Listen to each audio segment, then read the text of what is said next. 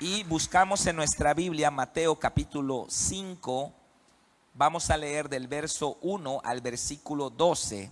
Dice la palabra de Dios así: viendo la multitud, subió al monte y sentándose vinieron a él sus discípulos. Y abriendo su boca les enseñaba diciendo: bienaventurados los pobres en espíritu, porque de ellos es el reino de los cielos. Bienaventurados los que lloran, porque ellos recibirán consolación. Bienaventurados los mansos, porque ellos recibirán la tierra por heredad. Bienaventurados los que tienen hambre y sed de justicia, porque ellos serán saciados. Bienaventurados los misericordiosos, porque ellos alcanzarán misericordia. Bienaventurados los de limpio corazón, porque ellos verán a Dios. Bienaventurados los pacificadores, porque ellos serán llamados hijos de Dios. Bienaventurados los que padecen persecución por causa de la justicia, porque de ellos es el reino de los cielos. Bienaventurados sois cuando por mi causa os vituperen y os persigan y digan toda clase de mal contra vosotros mintiendo. Gozaos y alegraos, porque vuestro galardón es grande en los cielos, porque así persiguieron a los profetas que fueron antes de vosotros. Amén. Hasta allá. El sermón del monte inicia con las bienaventuranzas, que son estas. Algunos comentaristas dicen que son 9, otros dicen que son 8, porque la octava y la novena, pues algunos la toman como una misma. Entonces nos presenta Dios aquí las bienaventuranzas. ¿Qué es el sermón del monte? El apóstol Pablo en Gálatas 6:2 dijo: sobrellevad los unos las cargas de los otros y cumplid así la ley de Cristo. Hay un paralelismo entre el nuevo pacto y el antiguo pacto. Cristo establece el nuevo pacto. Vemos en el antiguo pacto que habían las 12 tribus de Israel y Jesús escoge 12 discípulos. 12 discípulos, 12 es el gobierno, es el número del gobierno, del orden divino. Hay 12 meses al año, dos grupos de 12 horas gobiernan el día. Así que el 12 es un número de orden, de gobierno. Y vemos este paralelismo entre el Antiguo Testamento, el Nuevo Testamento y muchos otros. El Cordero de Pascua, Cristo es el Cordero de Dios que quita el pecado del mundo. Y hay muchos, paralelismos donde Cristo nos habla de las realidades de lo que era antes algo simbólico, ahora es una realidad, porque el Cordero era algo simbólico y Cristo es el Cordero, Él es la realidad.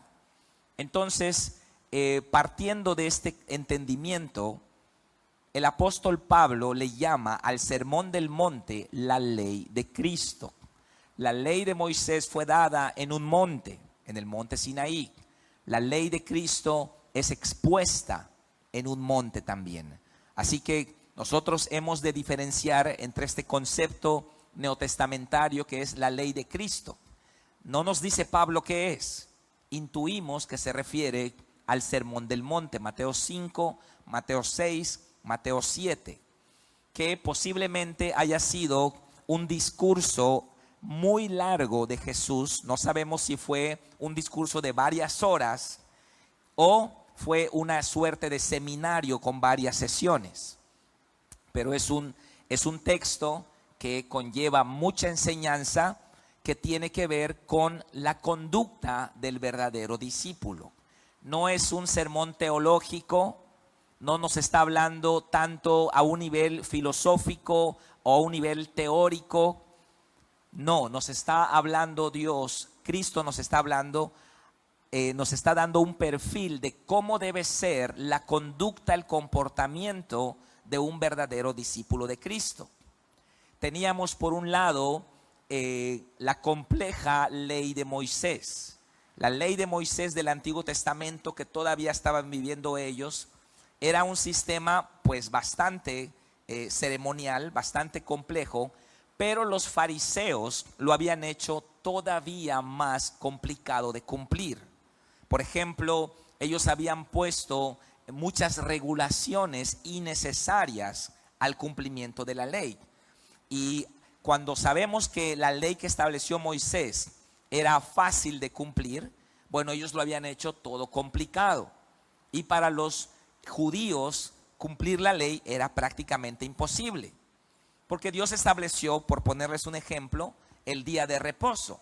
Y el día de reposo fue creado para que nosotros pongamos una pausa en nuestra vida, dejemos de ir al campo, dejemos de ir al trabajo y nos dediquemos a adorar a Dios, a leer la Biblia y meditemos en la palabra de Dios.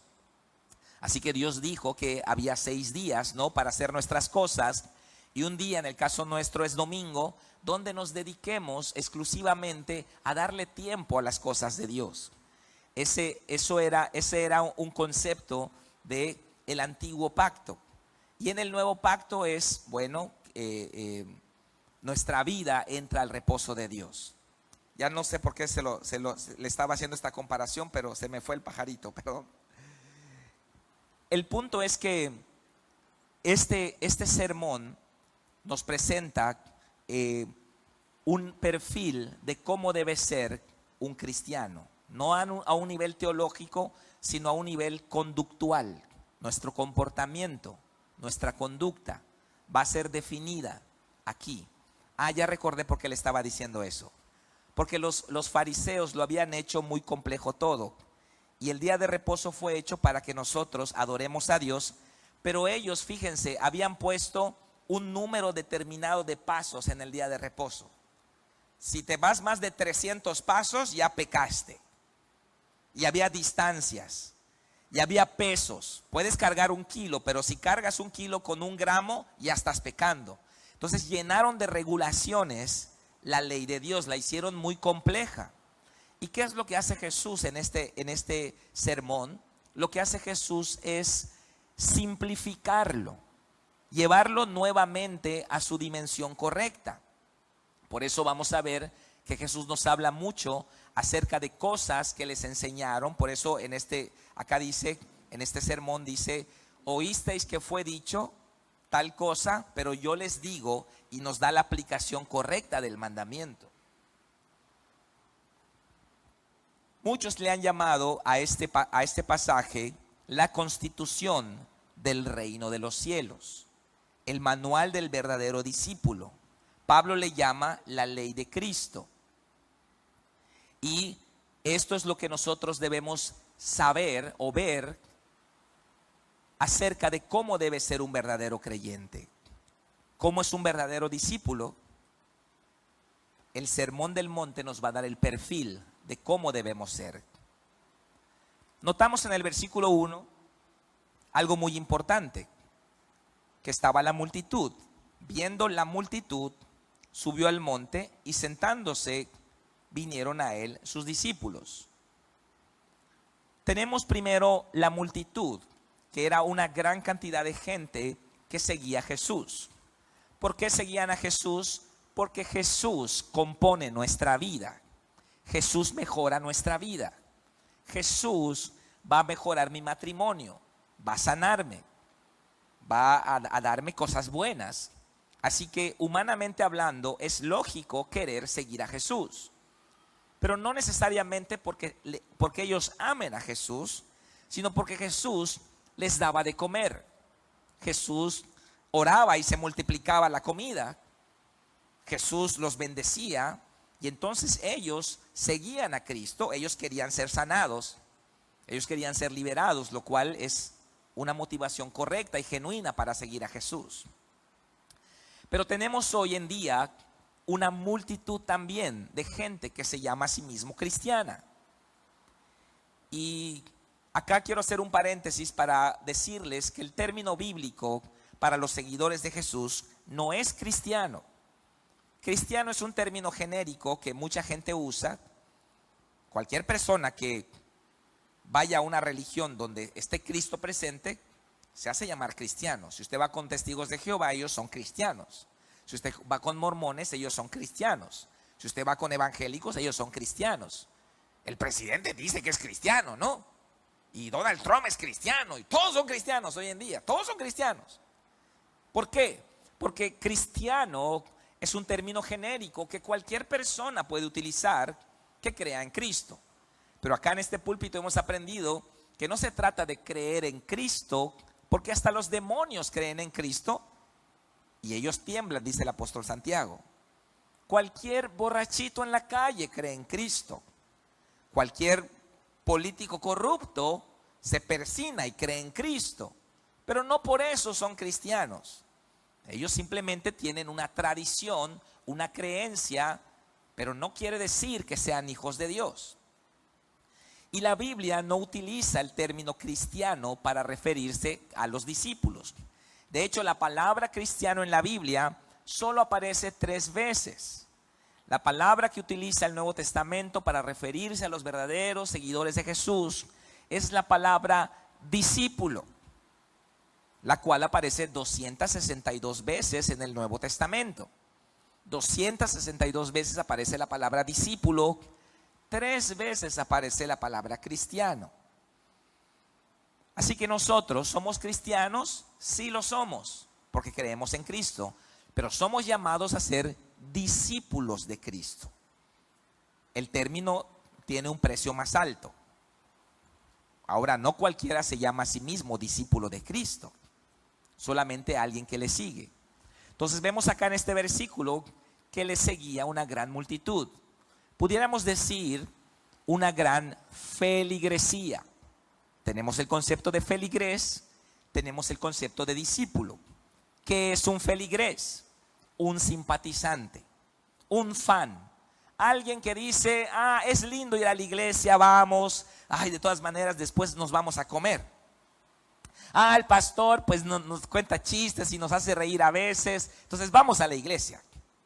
Entonces un feligrés es aquella persona que va domingo a domingo a la iglesia, pero no necesariamente está viviendo en los estándares de Dios.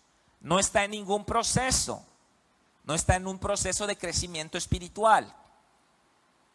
Entonces un feligrés es una persona que simpatiza con el evangelio, que se adhiere a una iglesia, que escucha la palabra de Dios domingo a domingo, pero no necesariamente están siguiendo a Cristo.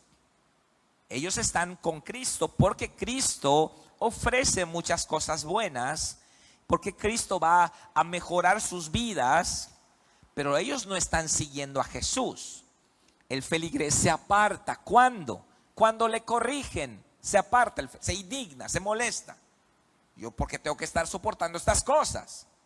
Si viene un ujier y le dice, hermano, no se estacione allá porque este estacionamiento no se puede usar porque no sé, y se enoja y se va.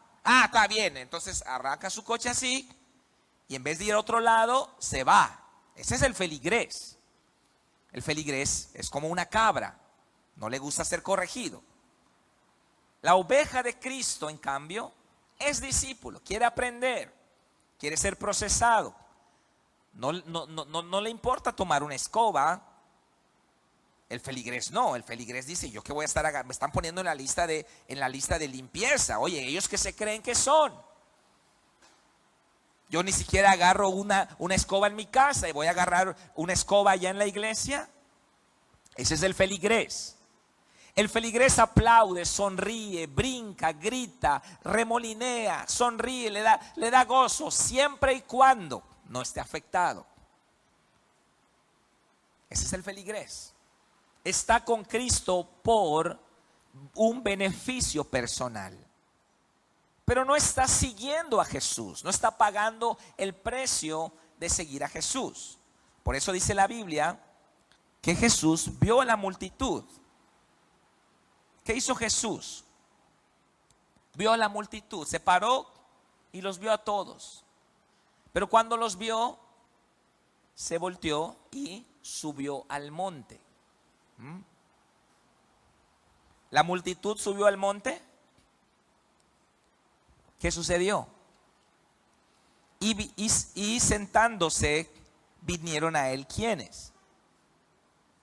Sus discípulos. Aquí ya no está la multitud, porque allá en el monte no hay luces, no hay humo, no hay equipos de sonido, no hay internet.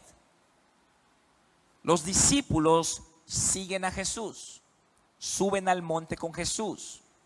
El monte es un simbolismo en el panorama bíblico de la relación personal con Dios. Jesús solía subir al monte a orar. Moisés subía al monte, allá recibió la ley. Entonces el monte representa ese apartamiento de lo común y del ordinario para buscar aquellas cosas especiales y exclusivas de Dios. Usted no va a tener secretos exclusivos de Dios si usted no sube al monte. Si usted se queda en el valle, si usted se queda a nivel de cancha con la gente porque no soporta la soledad del discipulado, entonces usted es un feligrés. El discípulo va más allá del feligrés. El feligrés se sacia y regresa a casa. El discípulo sirve, avanza. Así que acá estamos viendo un sermón no muy concurrido como los que tenía en el valle. En el valle Jesús, pues había que tener una logística, había más de 5,000 personas, pero acá posiblemente hubieran pocas decenas de personas que estaban siguiendo a Jesús en el monte. Por eso dice acá, viendo la multitud, subió al monte y sentándose, vinieron a él sus discípulos. ¿A qué grupo pertenecemos? ¿Somos de la multitud o somos de los discípulos? Cada uno debe hacer esta valoración en su corazón. Versículo 2. Y abriendo su boca, les enseñaba diciendo. Acá vemos otra diferencia entre la multitud y los discípulos. Jesús le predicaba a las multitudes. La palabra predicar viene de la palabra griega keruso, que significa un discurso abierto, un discurso unidireccional, multitudinario, tal vez a un nivel más teológico, a un nivel motivacional. Jesús predicaba, pero también Jesús enseñaba. Didasco es el nombre, es la palabra. Didasco es enseñar. Es diferente predicar a enseñar. Predicar es un discurso multitudinario a mucha gente. Enseñar es algo personalizado, es algo más en corto, es más aplicativo, con ejemplos prácticos. Por ejemplo, Jesús predicaba las parábolas y cuando él se separaba, se apartaba, sus discípulos se sentaban alrededor y les decía a Jesús, explícanos la parábola. Entonces Jesús les explicaba en corto. Ese es el discipulado. Así que el sermón del monte es el sermón del discipulado. Las bienaventuranzas son las bienaventuranzas no de la multitud, no de la feligresía, sino de los discípulos. Las bienaventuranzas son para los discípulos, para los que están pagando un precio por estar cerca de Jesús. Para las personas que no tienen a Jesús como un accesorio más de su vida. Tengo mi trabajo, mi hobby, mis series de Netflix, y ahí está Jesús en el rinconcito, ¿no? El domingo lo desempolvo y lo uso para mi beneficio. No, Jesús no es un accesorio. Jesús es el Dios Todopoderoso. Es su Señor o no es nada para usted. Jesús es Señor. Él no es un amuleto para colgar allá en el espejo del coche, para que nos traiga suerte, para que no nos cachen en el trabajo las tranzas que hacemos. Jesús es Señor y Él va a ser su Señor solamente si usted lo permite. Así que Él enseñaba, no está predicando, está enseñando. Y luego entramos al versículo 3 con las bienaventuranzas. las bienaventuranzas de los discípulos. En griego es la palabra Makaria o Macaria, Macaria, de ahí viene también el nombre Macario, que significa dichoso, bienaventurado. Las bienaventuranzas son expresiones frecuentes en los salmos. Usted conoce el Salmo 1, versículo 1, bienaventurado el varón que no anduvo en consejo de malos, ni en silla de escarnecedores asentado, ¿verdad? Es una bienaventuranza. También el Salmo 32 nos habla bueno, los salmos nos hablan de muchas bienaventuranzas. Así que las bienaventuranzas son expresiones de dicha. Significa dichoso, feliz, digno de ser felicitado. Cuando miramos aquella doble medalla de oro que hubo en las Olimpiadas de Tokio 2020, donde estos saltadores de salto de altura, este hombre, un italiano con este hombre africano también, que ambos saltaron una altura impresionante, ¿no? Y empataron. Entonces un juez se acerca y les dice, oye, vamos a hacer otro desempate, vamos a hacer otro salto para el desempate, o si quieren les damos la medalla de oro a los dos. No sé cuántos vieron esa escena tan emotiva, tan tremenda, ¿no? Y el italiano y el africano se miran el uno al otro y se dan la mano y dicen, compartamos la medalla de oro, tengamos los dos la medalla de oro. Bueno, fue la estampa de las Olimpiadas, de estas Olimpiadas, ¿no? La imagen le dio la vuelta al mundo, noticieros, ¿no? Y muy hermoso como ellos se emocionan, se abrazan, brincan, están contentos, ¿no? Felices, lloran, la gente aplaudiendo, el mundo entero les está viendo. Eso es una bienaventuranza, bienaventurados, ¿no? Qué dichosos, qué tremendo lo que ellos están viviendo. Coloquialmente decimos, te rayaste, ¿no? Rayado tú, ¿no? Rayado que te tocó, no sé, tal grupo en tal escuela. Rayado que te tocó tal maestro. Bueno, son bienaventuranzas. Y Jesús va a presentar las bienaventuranzas como paradojas de cosas que normalmente la gente no quisiera pasar, pero Jesús nos está diciendo, eso que el mundo llama algo negativo, que ellos no quieren pasar, son en realidad bienaventuranzas que ustedes como discípulos van a atravesar, pero cuando las estén atravesando y ustedes estén con el pensamiento de ¿por qué me está pasando esto? Recuerden que yo ya les dije que son bienaventuranzas. Una paradoja es algo que parece no concordar, ¿no? Es como decir algo negativo, pero que en realidad es positivo. Así que Jesús presenta las bienaventuranzas para los que somos sus discípulos o para los que queremos ser sus discípulos. Para que usted sepa, hermano, para que usted sepa que cuando usted está atravesando estas cosas, que usted sepa que es bueno, que no es malo. Ah, pastor, me sacaron de mi trabajo porque no puedo mentir. A mí me corrieron de un trabajo por no mentir.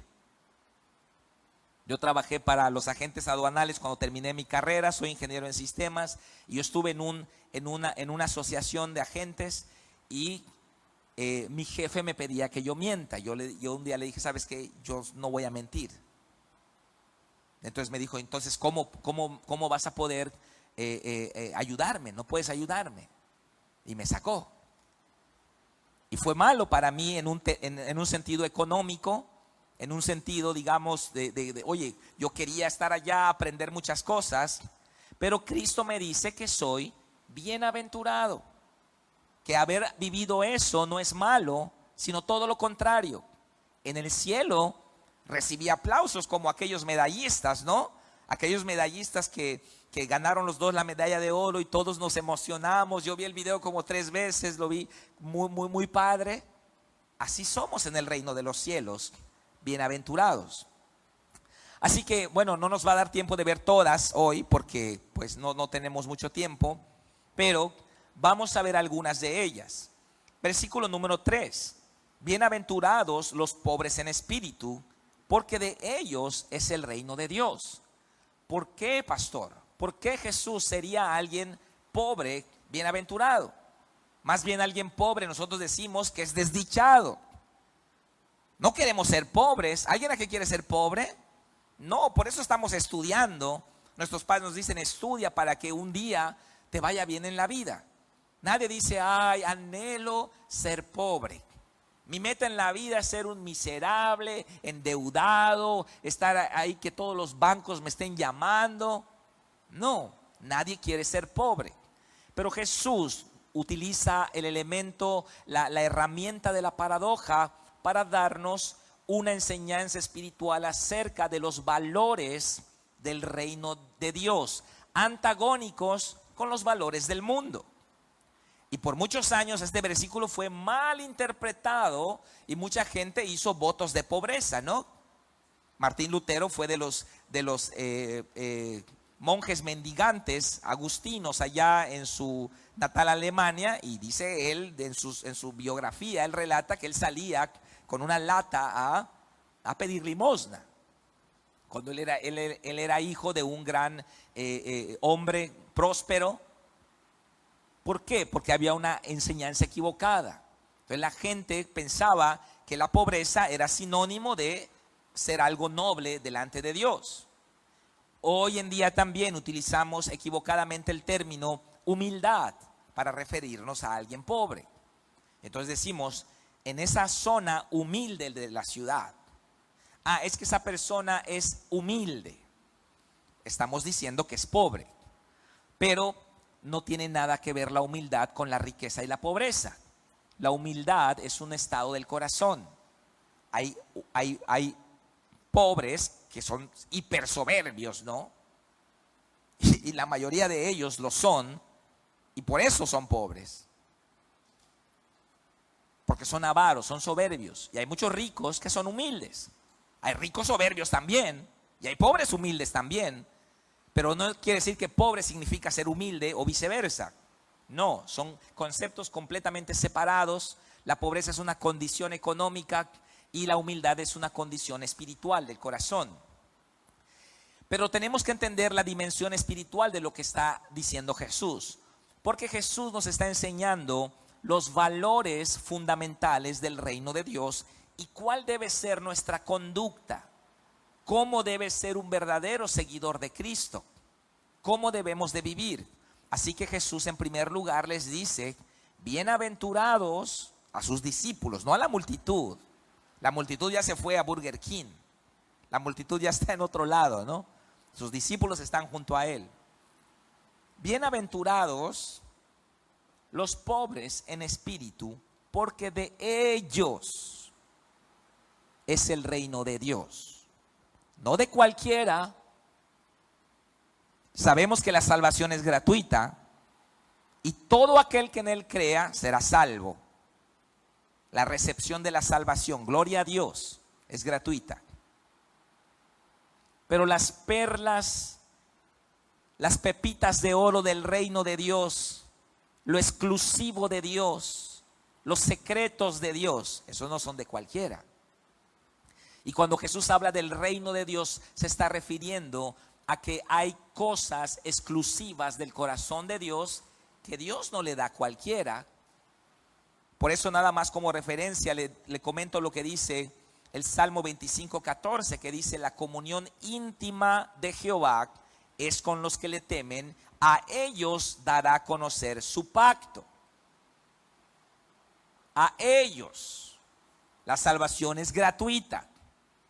Pero la comunión íntima, los secretos del pacto, solo es para un grupo exclusivo de gente que va a subir al monte con Jesús. El reino de los cielos no es para todos.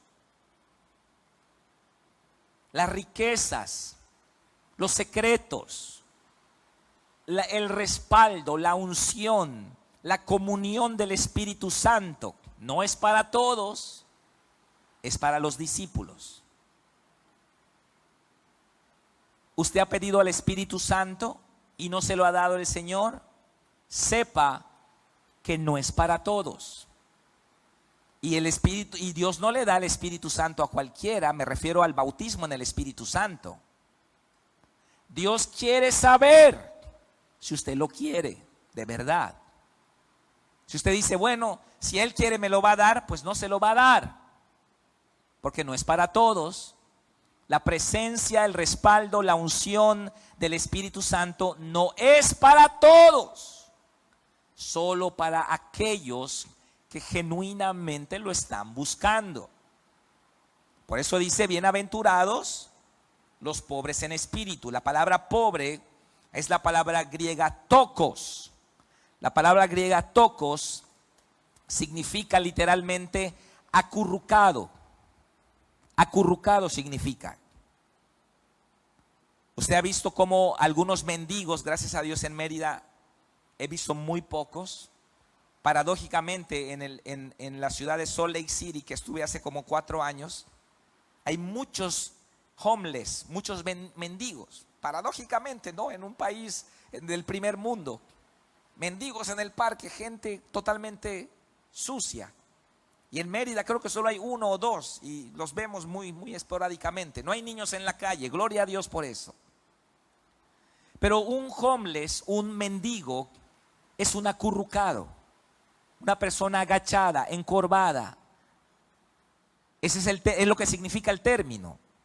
Y la definición en el diccionario Strong de esta palabra no es pobre. O sea, la traducción se quedó corta. No es pobre, porque pobre en nuestro contexto pudiera ser casi cualquier persona de clase media baja.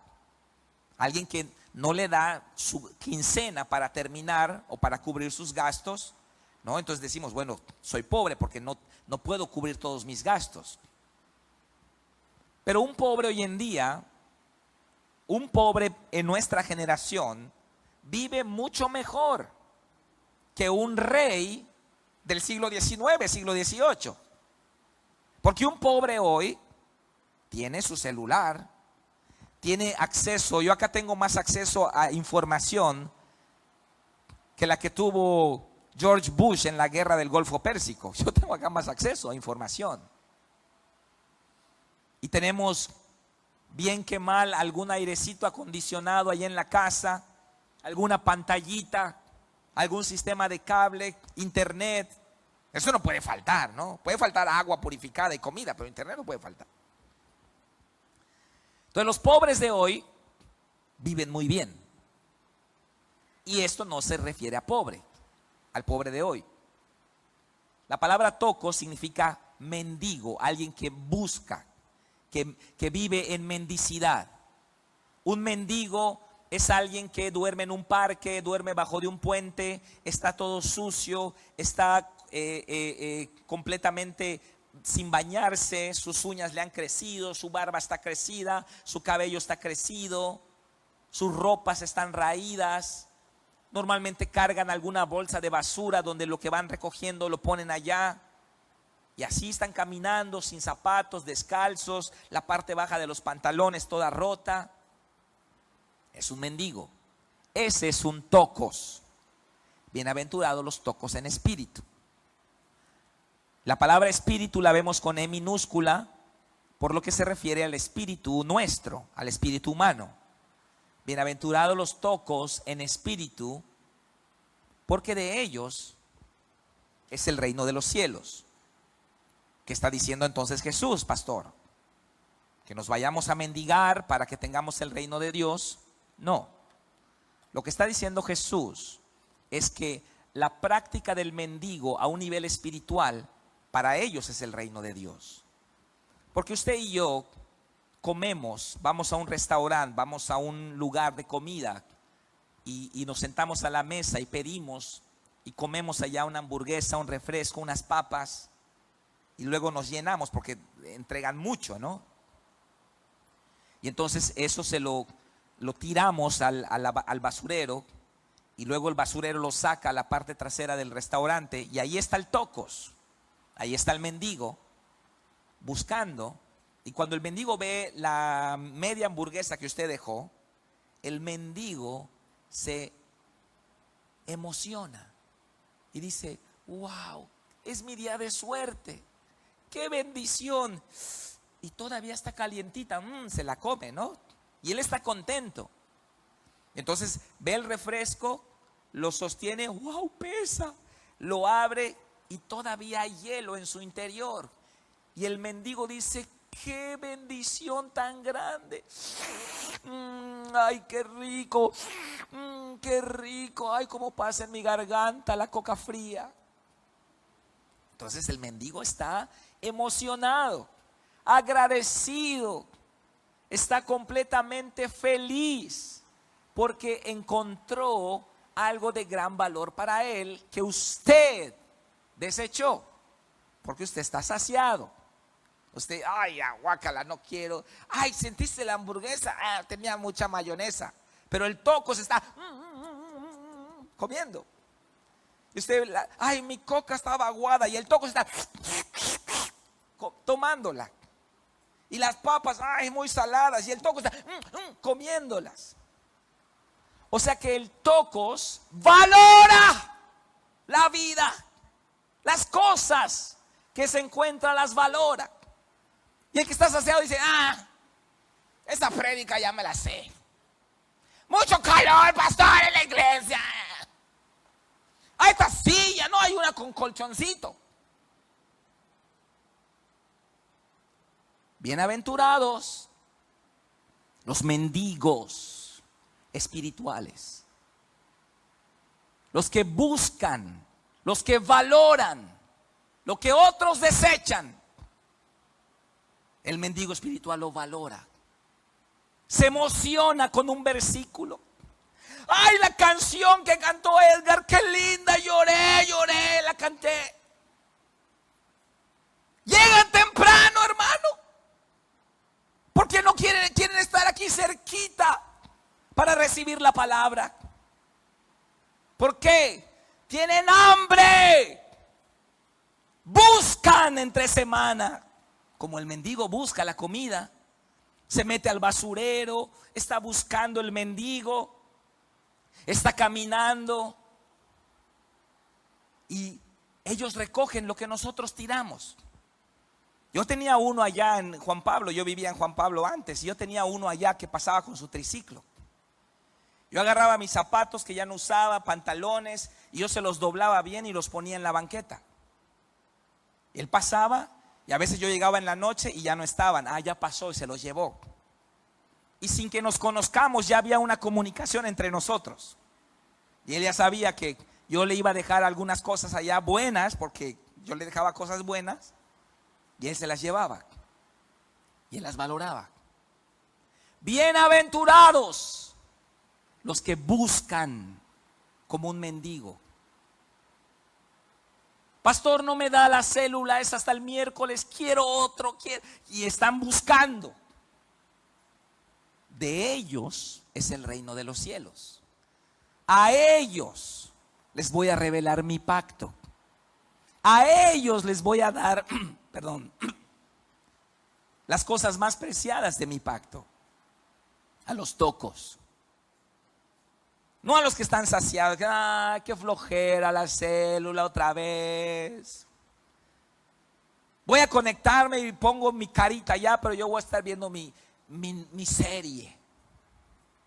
Y todo es para usted, hermano. Vive solo para usted.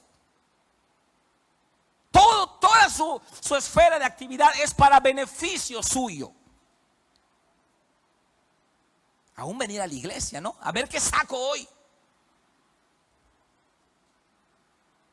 Bienaventurados los mendigos.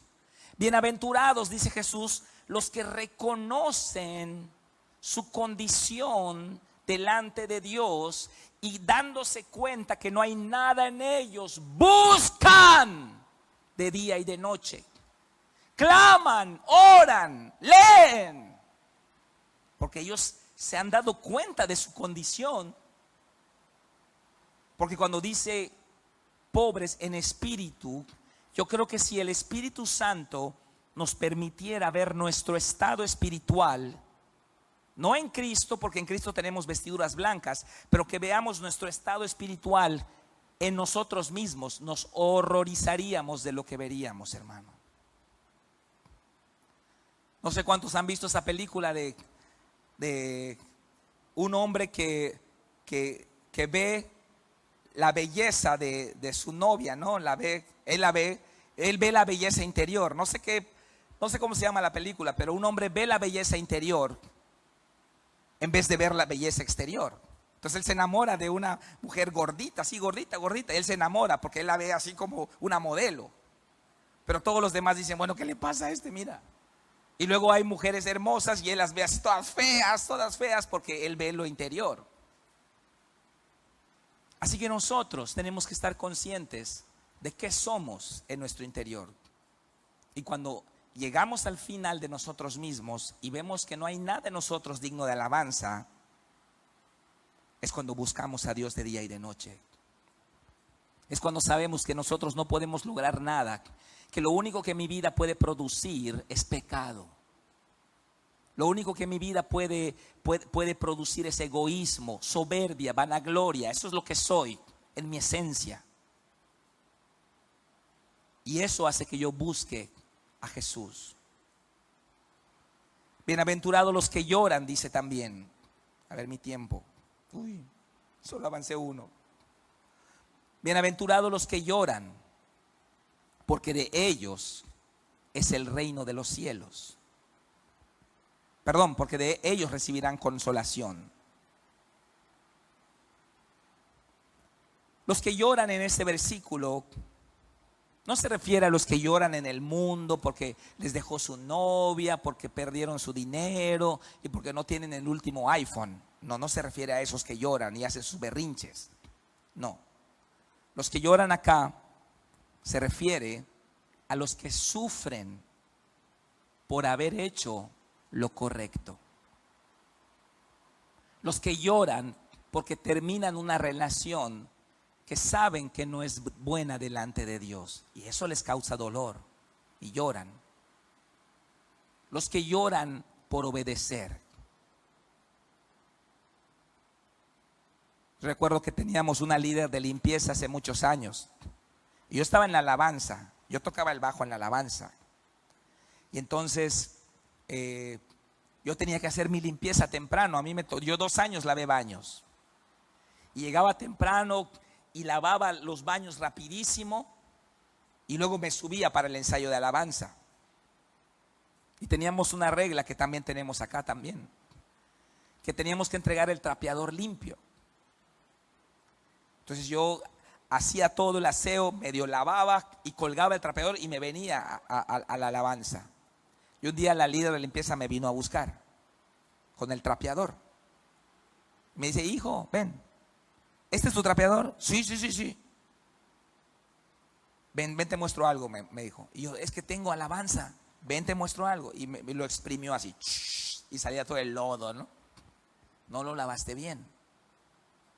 Y me hizo lavarlo varias veces porque no lo hacía yo bien. Créame que ahora sé lavar trapeadores. Pero me acuerdo que me molesté. Me acuerdo que dije, esa persona no se da cuenta que está perjudicando, muy espiritual, ¿no? Está perjudicando el reino de Dios. Y me dieron ganas de llorar. Y cuando nosotros sufrimos por obedecer, por hacer lo correcto, acá dice Jesús, eres bienaventurado. Eres bienaventurado cuando eres corregido por Dios y eso te duele, pero porque Dios te está quitando algo que te está haciendo daño. Eres bienaventurado cuando lloras porque estás en un proceso formativo y te está costando la formación. Eres bienaventurado. ¿Por qué? Porque ellos recibirán consolación. Vamos a ver un tercero, los mansos. Bienaventurados los mansos, porque ellos recibirán la tierra por heredad. La palabra manso viene de la palabra praus, griega, que significa alguien que se deja, pero no en un sentido de abuso sino en un sentido de confianza. Y la figura del mansedumbre es un caballo. Un caballo es alguien manso, porque el caballo tiene fuerza, tiene poder, pero obedece. No es como el cochino, ¿verdad? El cochino, cuando lo agarran, ¿cómo hace? ¡Uy, uy! Empieza a gritonear allá por todo, y todos escuchan a los kilómetros a la redonda el grito del cochino. O sea, hay muchos hermanitos que son así medio porcinos, ¿no? Porque sus berridos, hermanos, escuchan en todo el Facebook. Ahí están sus berridos. ¡Uy! ¡Uy! No me valoraron en esa iglesia. ¡Uy! ¡Uy! Ahí están sus berridos. Pero el caballo tiene poder, tiene fuerza. El caballo relincha y bota al jinete, pero el caballo decide obedecer. Entonces el jinete le hace así, el caballo dobla. El jinete le hace y el caballo dobla. Es manso, es obediente. Puede ser que el caballo tiene sed, pero el jinete no le está llevando a tomar. Y el caballo sigue caminando y tiene sed. Pero el caballo está caminando. Y el jinete no se ha dado cuenta. El caballo tiene sed. Hasta que el jinete lo lleva al río, el caballo empieza a tomar. Porque un discípulo es manso. Es como dicen allá, no menso, pero manso, ¿no? Manso significa que usted tiene poder para destruir, pero decide obedecer. Manso no es aquel que está abajo de todos y no tiene voz ni voto y ni modo, no tienes de otra. No, el manso tiene poder para destruir, pero decide dar otra oportunidad. El manso obedece. Bienaventurados los mansos, porque ellos recibirán la tierra por heredad. Alguien manso es alguien procesado, ¿verdad? Cuando yo era niño o adolescente, íbamos a cazar pajaritos a lo que hoy sería toda el área de ¿cómo se llama? Plaza Las Américas. Toda esa área de allá antes era un tremendo monte y una cantera. Entonces yo iba con mis amigos, con los bocatrampas, para cazar los pajaritos. Y cazábamos chinchibacales y azulejos, y si teníamos suerte, algún cardenal. Entonces llevábamos las bocatrampas, que son unas jaulas donde hay un pajarito y hay unas trampas, ¿no?, para que caigan. Entonces las colgábamos en algún árbol y nos íbamos. Y a veces había un pajarito, un azulejo, por ejemplo. Pero el pajarito, el que es silvestre, cuando cae en la bocatrampa, se lastima porque quiere salir. Y entonces no lo podemos poner directamente en una jaula porque se va a lastimar. Se golpea con la jaula y es arisco. Y entonces teníamos otro dispositivo que se llama amansadera. Y lo metíamos a la amansadera. Y ahí, a través del dolor, el pajarito aprendía las dimensiones de la jaula para no lastimarse, hasta que en una semana, un poquito más, ya lo podíamos pasar a una jaula. Y el pajarito está como Birdi. ¿Cuántos conocen a Birdi, no? Birdi está ya paradito, piu, piu, piu, canta, no se lastima, está paradito y ya está manso. Y entonces ya se puede vender. Así ya se puede vender el pajarito. Lo mismo pasa con los caballos. Ustedes saben cómo los atrapan en su estado salvaje y los meten a un ruedo, ¿no? Y los lastiman hasta que el caballo aprende y se vuelve manso. Y así todos los animales que se domestican. Esto es la mansedumbre. La mansedumbre es que a través de los procesos hemos aprendido obediencia. Procesos a veces correctivos. Procesos que vienen como consecuencia de nuestras malas decisiones del pasado. Ese es un proceso correctivo. Eso es un proceso disciplinario. Pero Dios no quiere darle esos procesos a usted. Esos procesos vienen por malas decisiones nuestras. Dios quiere que usted aprenda por obediencia, no por consecuencia. Por consecuencia se aprende muy bien. Pero uno ya sufrió, ya perdió décadas de su vida. Ya arruinó muchas áreas de su vida. Usted aprende por consecuencia, se aprende bien. Pero Dios quiere que aprendamos por obediencia. Adán aprendió por consecuencia. Cuando Dios le dijo, el día que comieres de este árbol, ciertamente morirás. Él pensó que eso era metafórico. Pensó que Dios estaba usando un eufemismo y no lo tomó literal. No valoró el mandamiento. Años después, fue sacado del paraíso y yo pienso que Adán aún allá no dimensionó el mandamiento todavía. Pero años después, cuando su hijo menor fue muerto por su hijo mayor, por Caín. No recuerdo quién era mayor, pero cuando Caín mató a Abel y Adán corre para ver a su hijo y su hijo está muerto en la tierra y él lo recoge y por primera vez en su vida supo que era la muerte. Yo estoy seguro que allá recordó el mandamiento de morir. Y él dimensionó en ese momento la importancia del mandamiento. Y a lo mejor Adán, no lo sabemos, pero a lo mejor Adán pensó, yo le dije a la mujer que no coma de ese árbol, porque el día que comiere va a morir. Solo le pasé el mandamiento.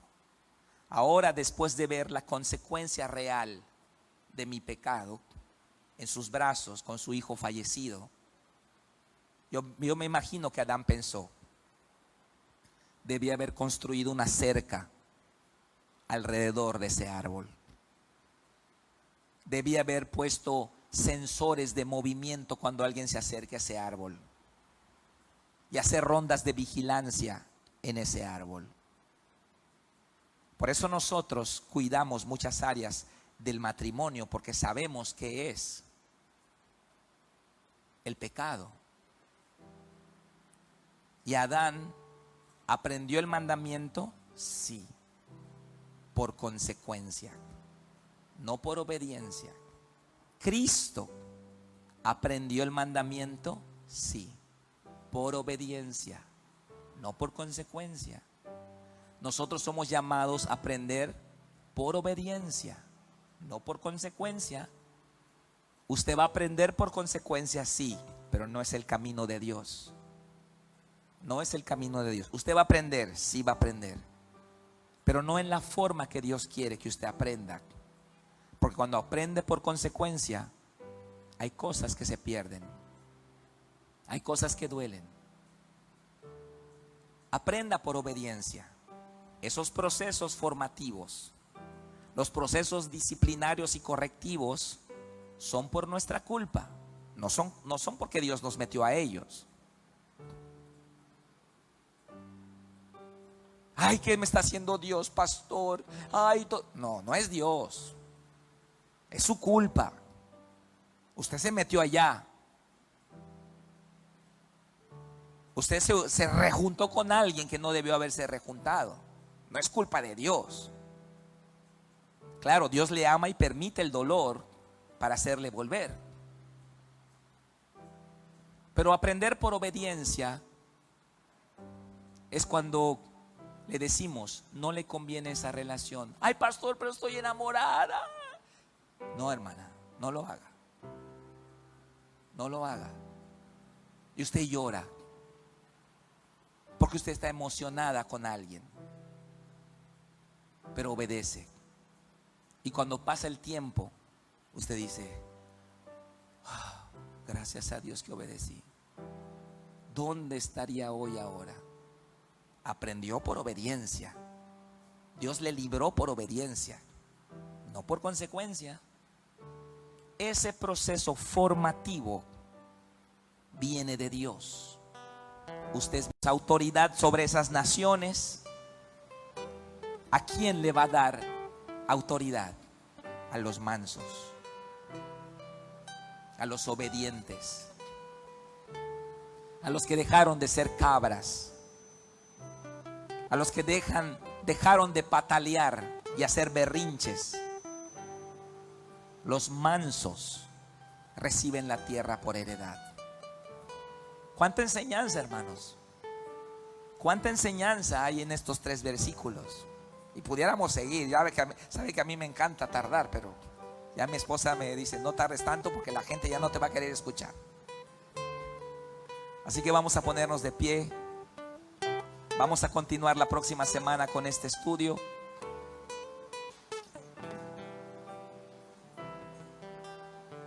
Suba al monte con Jesús. Salga del nivel de la multitud, salga del valle, salga de la feligresía. Es discípulo de Jesús. Suba al monte. Va a costar estar con Jesús.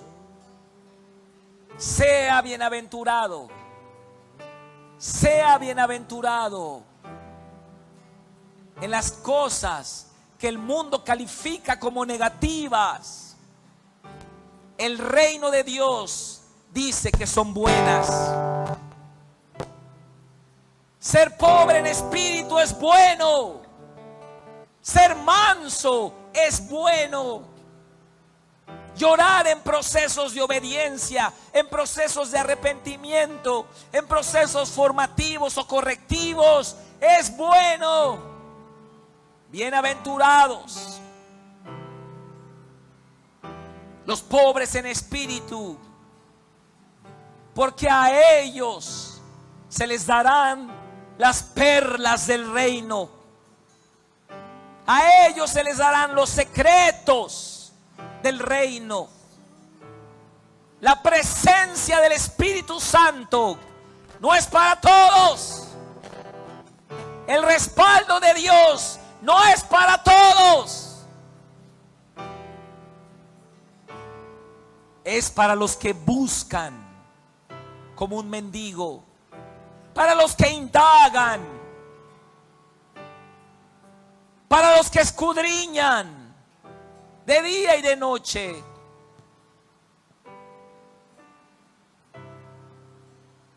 Si usted ha llorado por procesos formativos de Dios, es bienaventurado. Si está sufriendo por obedecer, es bienaventurado.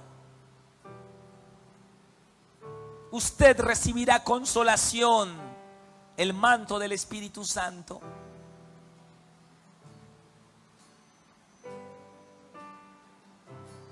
Sea formado en Cristo. Sea formado en Cristo. Hijitos, dijo Pablo, por quienes vuelvo a sufrir dolores de parto, hasta que Cristo sea formado en vosotros. Sea perfeccionado en Jesús. Sea formado. Sea manso. Nadie llega manso a los pies de Cristo.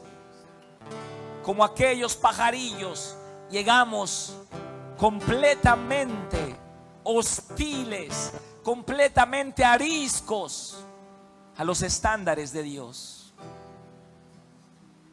Tiene que venir la mansadera del discipulado, la mansadera de la mayordomía, la mansadera de los procesos, para que seamos mansos como Cristo y heredemos la tierra y seamos puestos en lugares estratégicos en el reino de Dios, en este tiempo y en el venidero.